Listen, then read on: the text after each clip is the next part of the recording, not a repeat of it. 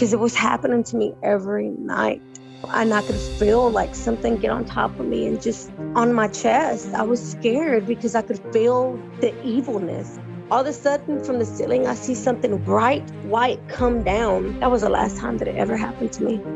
This is Touched by Heaven, everyday encounters with God. Those moments when heaven and earth collide and we see God. We see his hand reaching out to us, attempting to get our attention, inviting us into a closer relationship. Here we share stories of encounter with angels, divine intervention, prophetic dreams, visions, near-death experiences, big and little God incidents. I'm your host, Trapper Jack. Welcome. This would be episode 209. When you know that God's there, but it seems that he doesn't care. What other explanation can you come to? If you're Regina, and let's say, you're 4 years old and your dad dies, then at age 5, you're sexually assaulted, then you become a teenage mom. Meanwhile, your mom has checked out, and that guy you married, well, he's in prison and will be for a long time. And then things got bad. Yeah. But then let's remember the name of the podcast, Touched by Heaven, Everyday Encounters with God. There came this stream of encounter stories. I know it had to do something with heaven. Your podcast came up and just all the stories, I could relate to some of the stories and just all of it's very positive. And well, and I know you have been, I'm looking at your email and boy, I tell you, talk about being to hell and back. Welcome back, by the way. Welcome back. Gee. Well, when I was 4, my dad passed away and my mom, she turned into alcoholic, and it just, the stable life that I had, there was no more.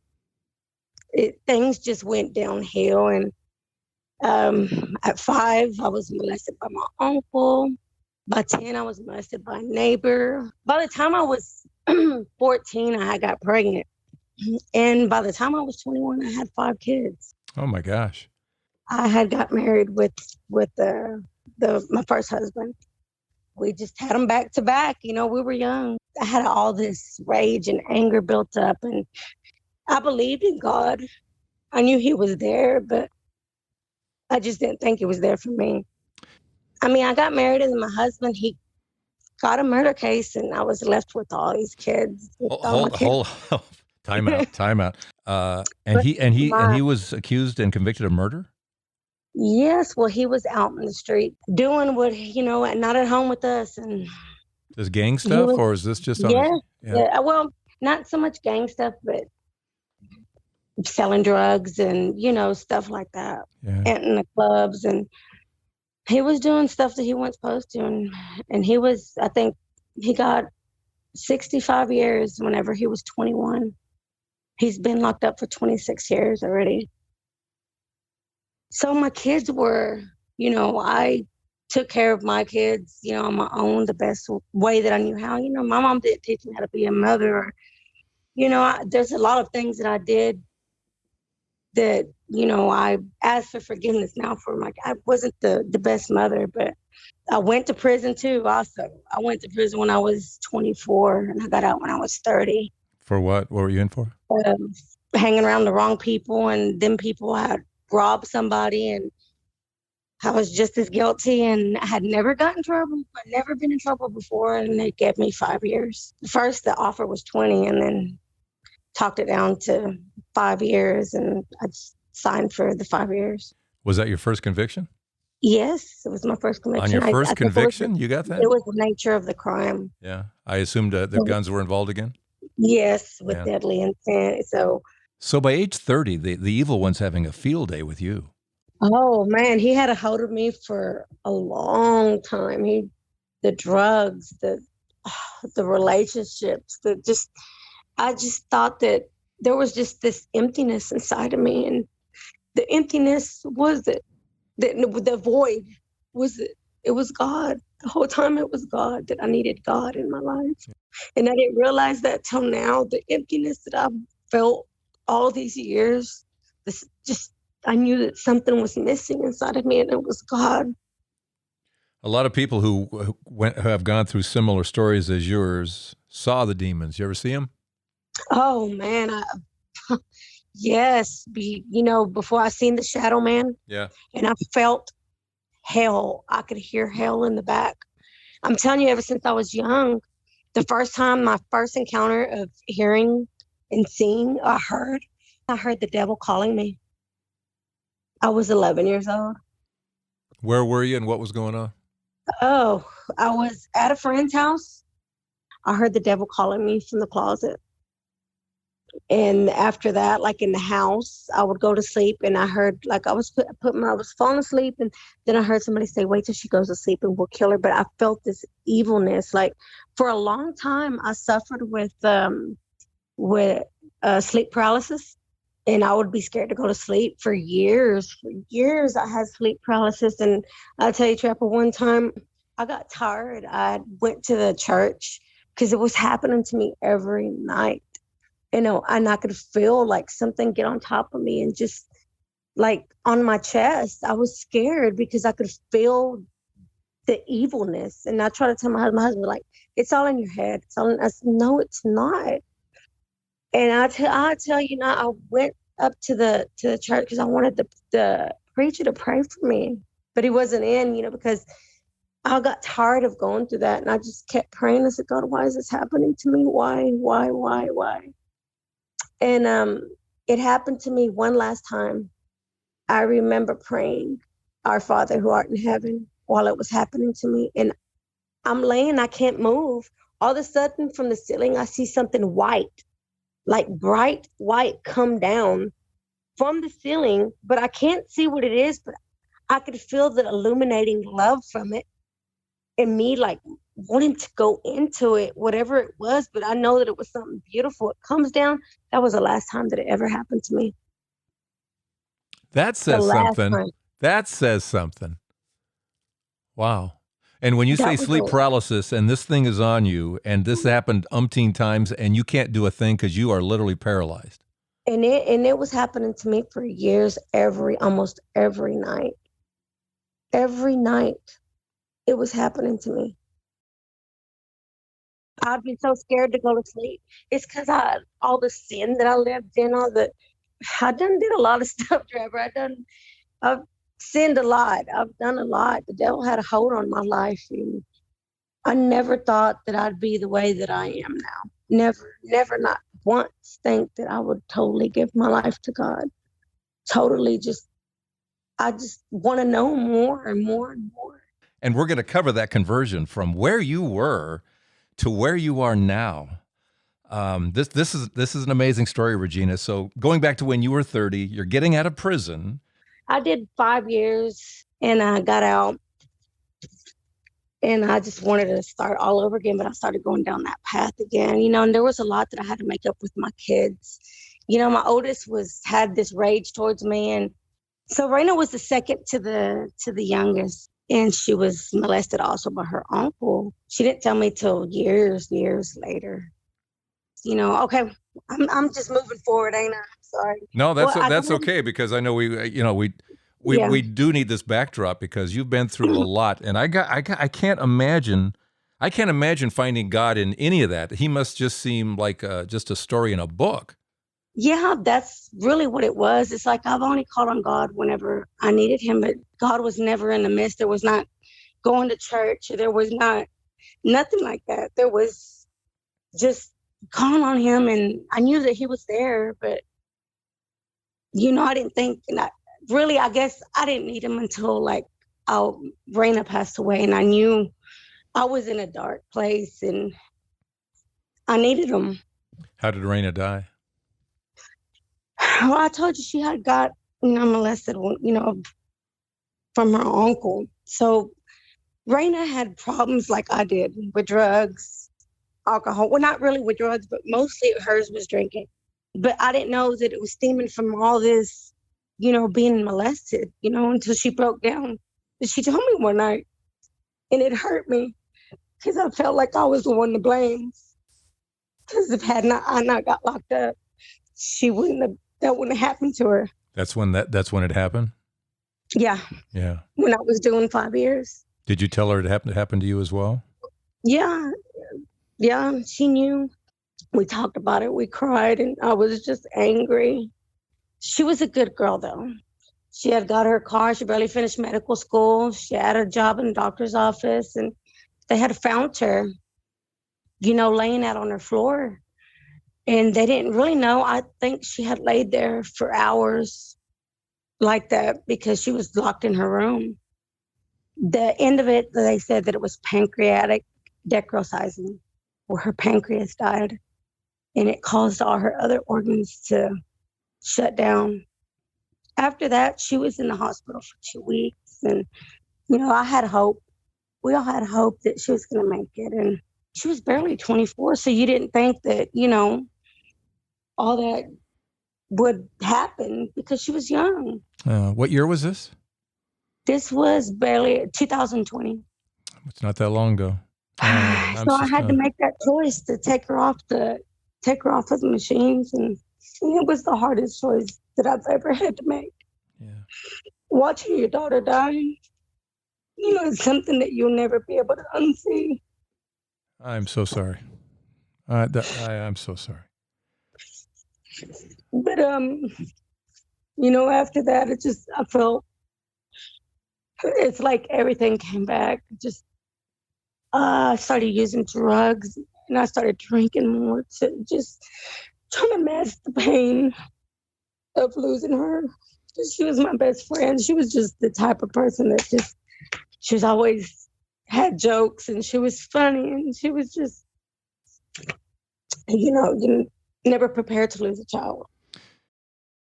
You just want to numb the whole thing.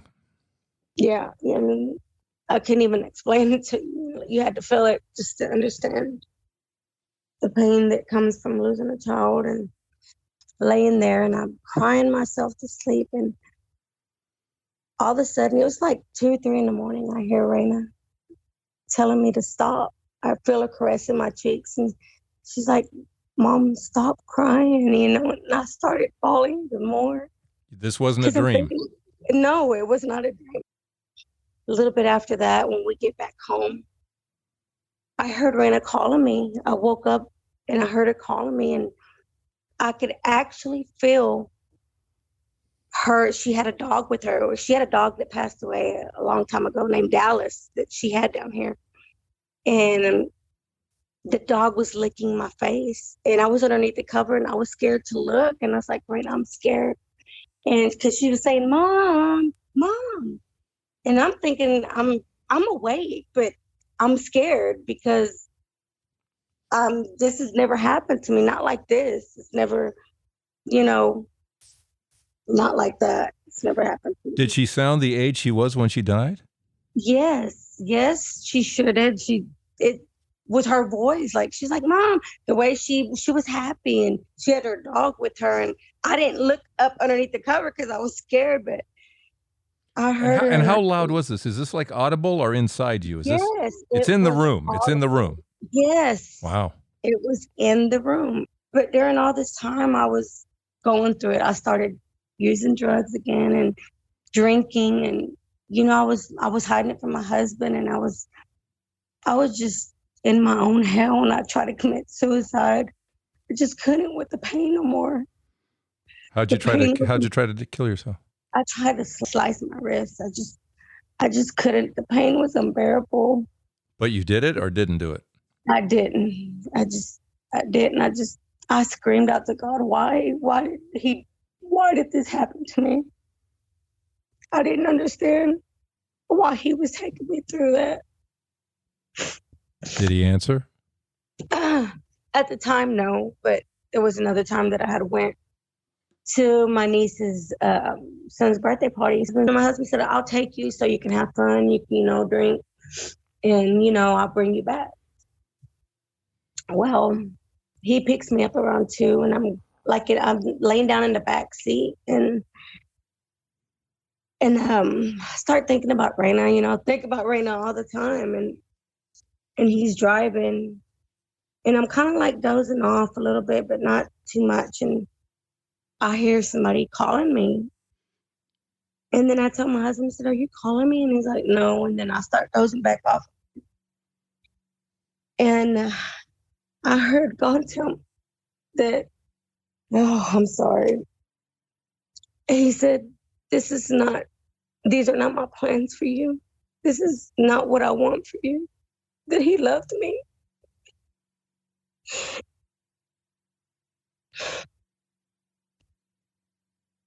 And then I remember opening my eyes, thinking that I just hear what I heard.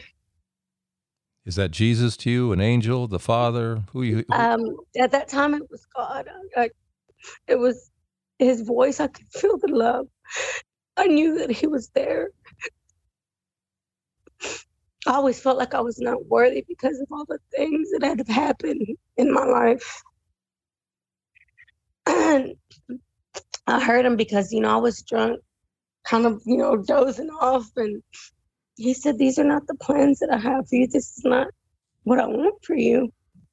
That I love you."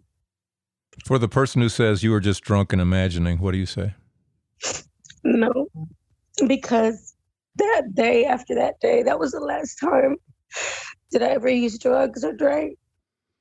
You didn't go back. You quit No. right there. That was it. That was the last time I started feeling the love of God. I just like to get some peace in the morning. I used to like going and walking and at the park. And I'm walking one morning, and while I'm walking, I feel somebody grab my hand, and I just knew that it was God.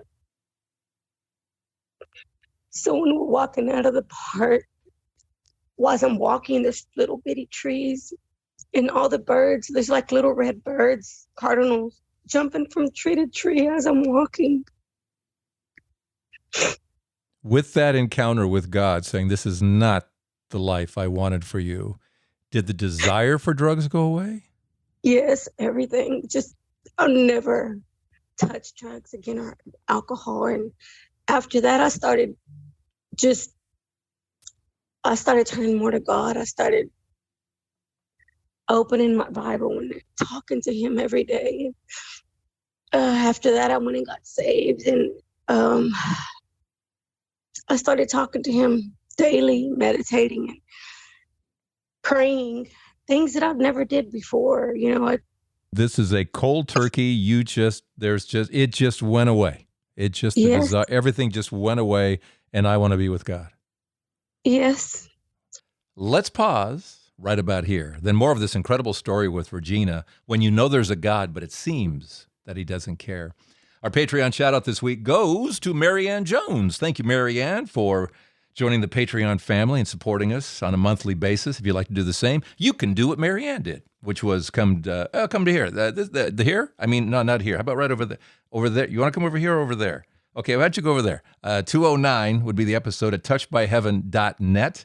You can click your way through to Patreon, or you can go to patreon.com and search for Trapper Jack. And thank you so much. If these episodes are a blessing to you and bringing you closer to God, we appreciate you listening, of course, first. And thanks for the support through Patreon. All right, now more with Regina here on Touched by Heaven, Everyday Encounters with God. And a little bit after that, I started hearing my guardian angel. And I'm not too familiar with Bible verses. So at that time, I'm laying down and I got a vision of my guardian angel. And I heard, it's a female, and I heard her say, "You will go through the fire, but you will not be burned." And mind you, I didn't know that this was a Bible verse. And I'm telling my husband, I said, this is what I heard. And I said, I know I'm not dreaming it. I was fully awake when I heard it. And later on, I'm listening. There's this thing that I listen to on YouTube called Grace for Purpose.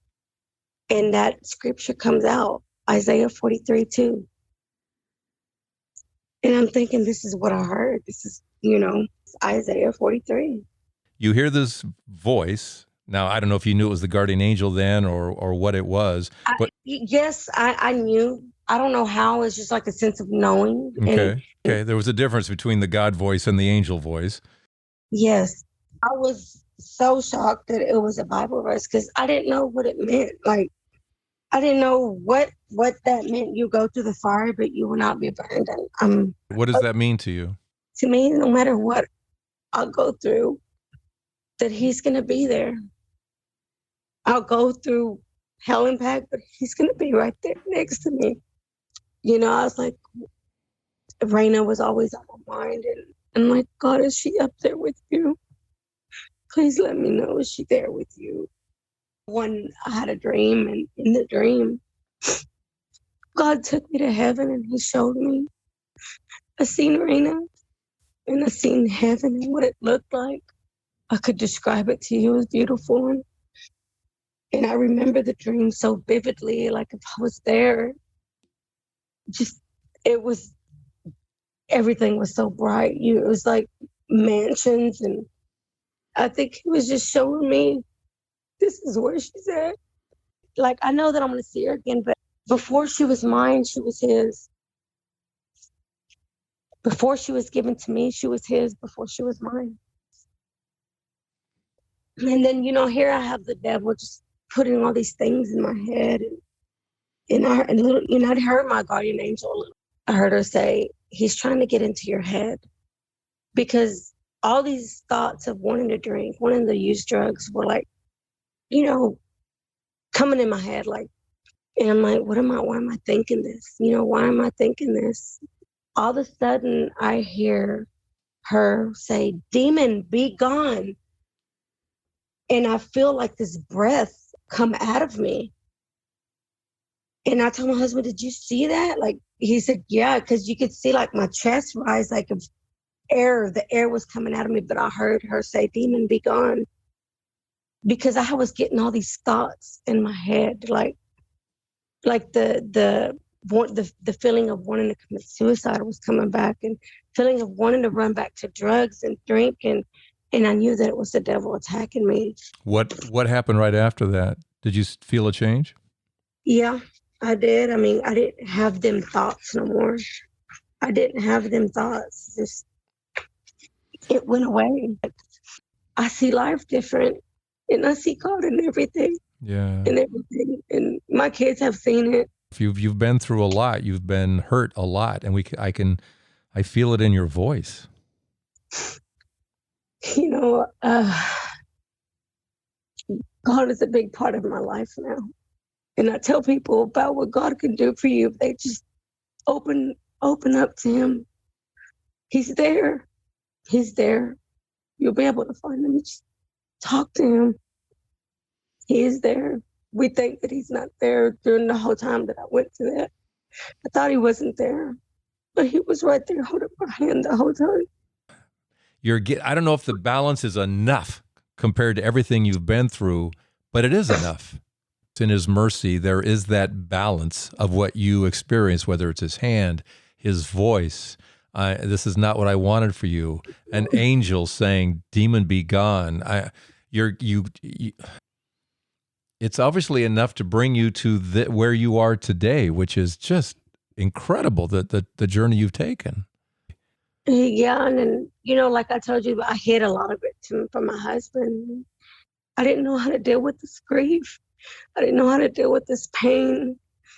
I've dealt with it my whole life. How do you deal with this pain? Somebody that you're never going to see again, but I hold on to the promise that I'm going to see her again. I know I am. You bet you are. Her body died. Her spirit's still there. Amen. I'm going to see. Hearing God's voice, it ignited something in me that I've never felt in my life. And to cry, talking to him, just knowing how much he loves me. I cry when I think about how much I love him and how much he loves me. There's not another love like that. And the things that he could do for us if we just turn to him. I try to imagine, with all the anger, with everything that went on, how much did you have to deal with forgiveness in your turnaround? I'm still dealing with it. My mom, she's just been bitter, angry, hateful, the things that she says. And I have to learn to forgive her, because some of the things growing up about, you know, there was times that she'd be gone for weeks and I had to go look for her because we didn't have food in the house. And I had a sister that was mentally disabled too. It was just me and her at the house and my little brother. And she would leave us there.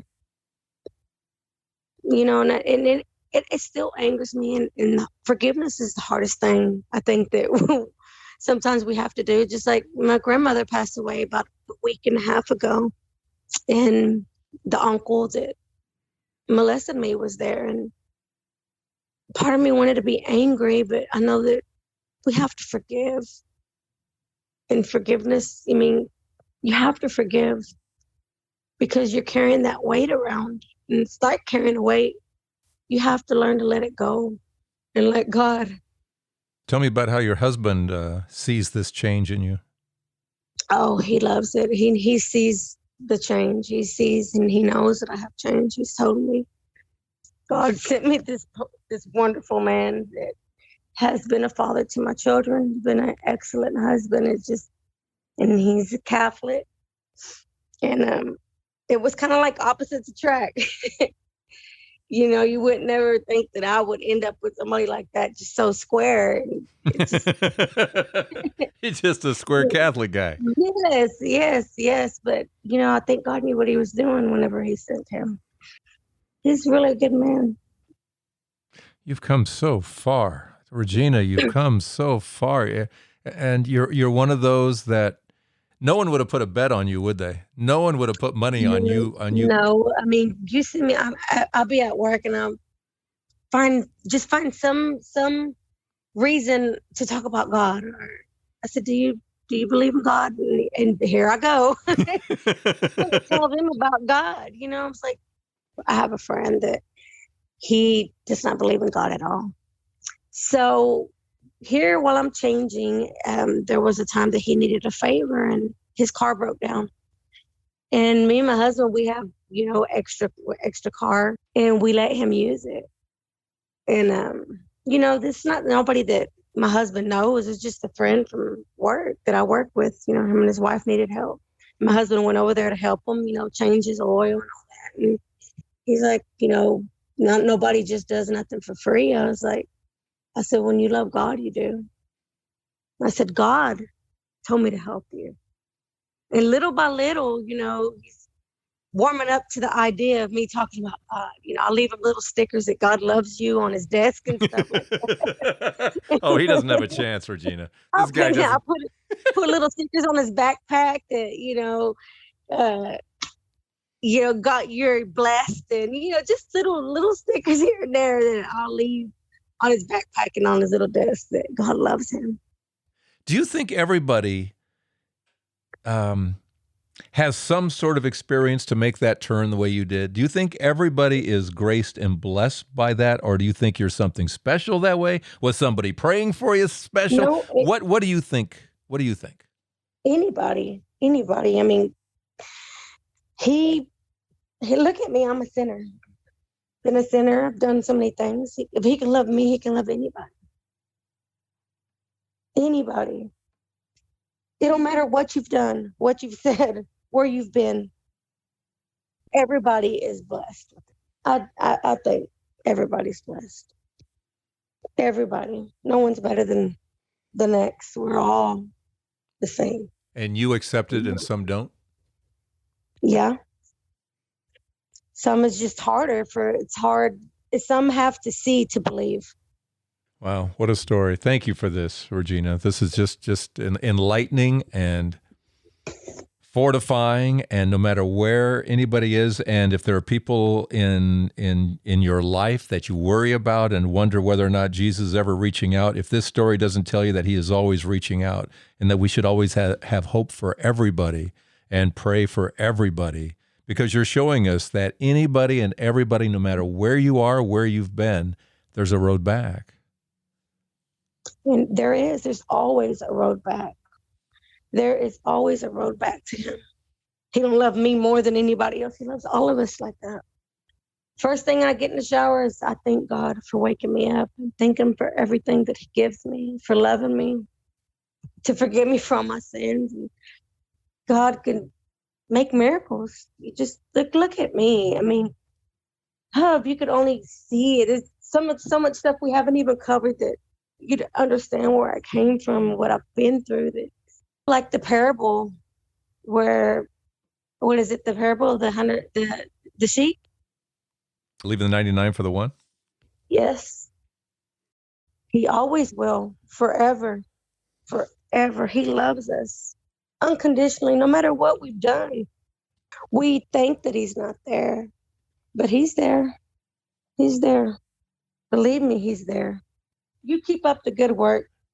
Inspiration and hope that you put out there helps a lot of people. Thanks, Regina. What a conversion story. What odds would you have given Regina from going from way over there to over here? Just amazing. And I think we've all been there, just not to this degree. That feeling. I went through this for a long period of time. That there's a God and he's out there somewhere, but he's not involved. He's not like right here. Until you find out, yes, he is. He's right here, as we find out in these episodes. But for her, hearing that voice of this isn't the plan. This isn't the plan I had for you. Or having someone take your hand and you know that it's Christ. Or hearing an angel, demon be gone. Or that light coming through the ceiling after this entity was once again on her, and that never happened again. All these signs that say, I'm here, I've always been here. And then putting this all together to the point where there's just been this complete conversion and love of God, and knowing that God loves her this much. Just incredible. Just what a great reminder for all of us. If you're going through a storm right now, and we all go through that where are you moment, and he's right there. He's right here. He's with you now. He's with me now. And Regina, you've helped us all remember that. And also that no matter where somebody is, and if you're worried about somebody, you just never know. You just never know when the light will go on and they will make a turn and start turning towards God. You just don't know what it might take or how flat on the floor you have to be, but you just don't give up on anybody. Just don't give up on anybody. All right, what is your story? Get a hold of me here at touchedbyheaven.net. And while you're here, click Stay Informed so you can get on our weekly email. We've got our CDs downloads called Did You Hear What God Just Said? And Mary His Messenger. But we'll do this again next week. Touched by Heaven, everyday encounters with God. I'm Trapper Jack, reminding you. You will go through the fire, but you will not be burned.